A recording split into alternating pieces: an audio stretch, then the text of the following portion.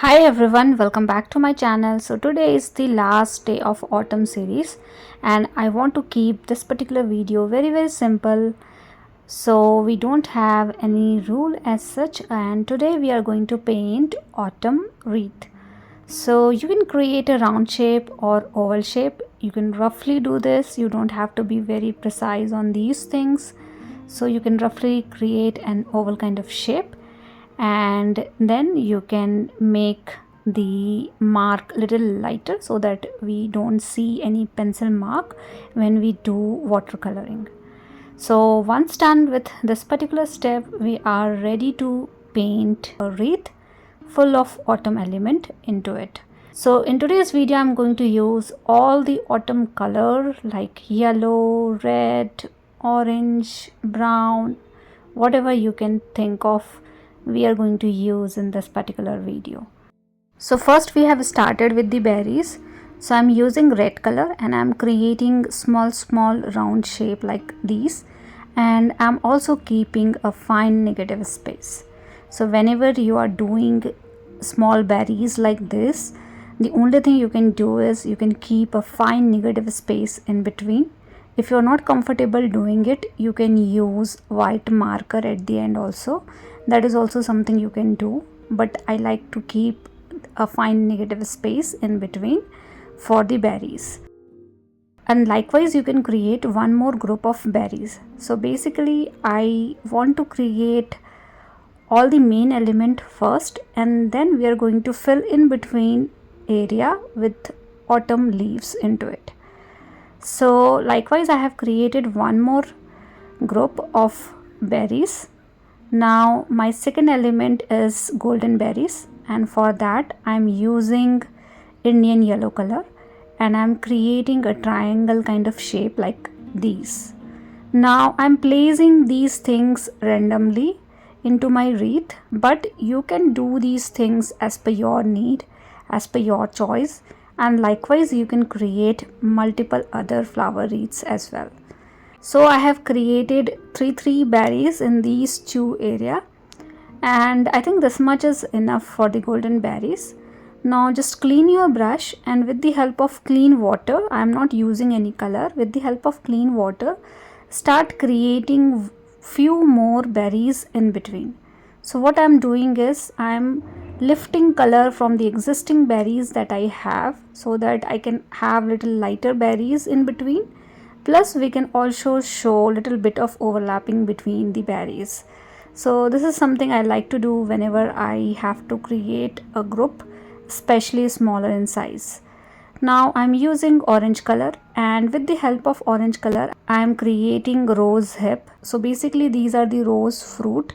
So when all the petals fallen apart, you will see a fruit kind of a structure. So we are creating that. That is also a part of autumn, and I have already created a separate video around all these elements which you are seeing here, and we are creating an easier version of those things.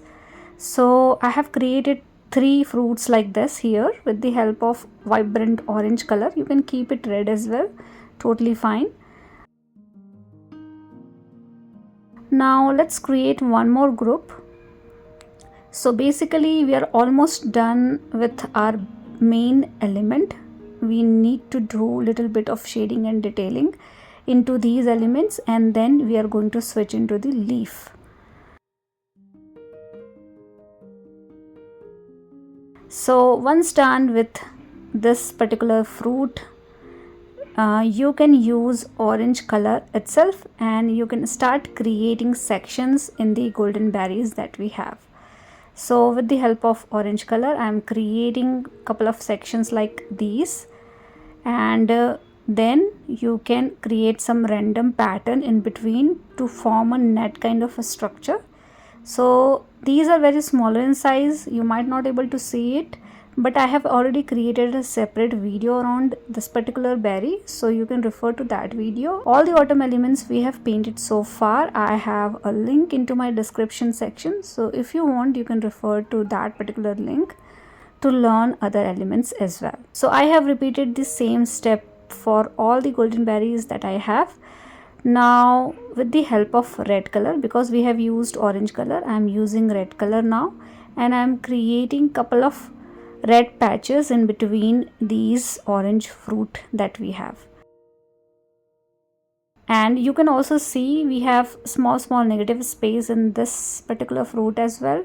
So I think these negative space is very important. We are pretty much done with the main element. Now with the help of green color, so I'm mixing my light green color into yellow, and I'm using this lighter green color throughout the wreath, creating a stem kind of pattern connecting all these elements together, and you will eventually see a beautiful wreath.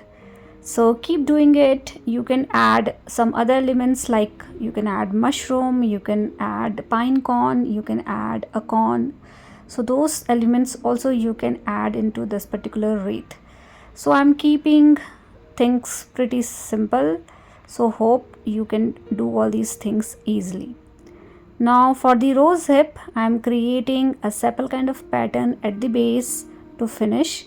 So you can also have a green sepals like this at the base, and we have also connected all the elements together with the help of green color itself. So let's connect all the elements together, and I'm using this lighter green color only. And I think we are pretty much done with this particular color. Now I am going to make a little darker green. So what you can do is you can mix more blue into the existing green that you have. You can also mix a little bit of yellow, and then I'm creating 2 strokes leaves like these. So basically I'm pushing my brush a little bit, creating a stroke, then repeating the same thing and combining these 2 strokes together, forming a leaf kind of shape, keeping a fine negative space in between. And this is little bit on the longer side, so you can keep it wider as well. So those changes you can do as per your need. Now I have created multiple leaves in between. Now I am using orange color, mixing a little bit of green into it, and then with the help of this particular color you can create little smaller and wider leaf like this. My one stroke is quite wide and one more stroke on the fine side. Combine these 2 strokes together to create a leaf kind of shape, and again repeat it throughout wreath that you have. So we have used orange color, we have used green color. Now I want to use red color. So with the help of red color, again some random leaves here and there, but this time the leaves are longer and pointed. So basically I'm trying to create different kind of leaf with different shades of autumn.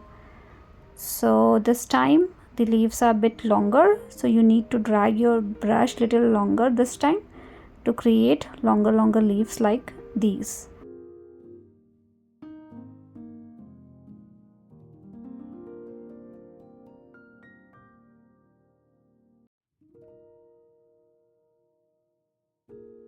I also want to have brown color into it, so I'm mixing now blue into the red color that I have. This is quite brown, and you can also create in between stem to connect all these elements together like we did with the lighter green color. So same thing you can do with the brown color as well. And then with this particular color I'm creating a small leaf in between. So wherever you feel like you can add a small leaf, you can add.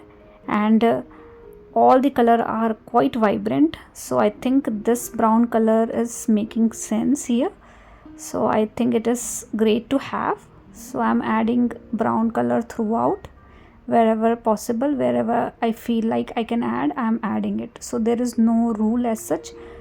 While doing all these things, you can do it by your own and create something like this for your loved ones. And once done, you can also convert this into a beautiful greeting card. You can write something in between to convert this into a greeting card or any other miscellaneous item. So I'm adding more green leaf into it to finish this particular wreath, and we are almost done with today's video. Hope this video is easy and simple to follow, and please do let me know if you have any kind of feedback for me. And thank you so much for watching my videos. So today was the last day of autumn series. In the next video we are going to learn something simple and beautiful. So see you guys in the next video.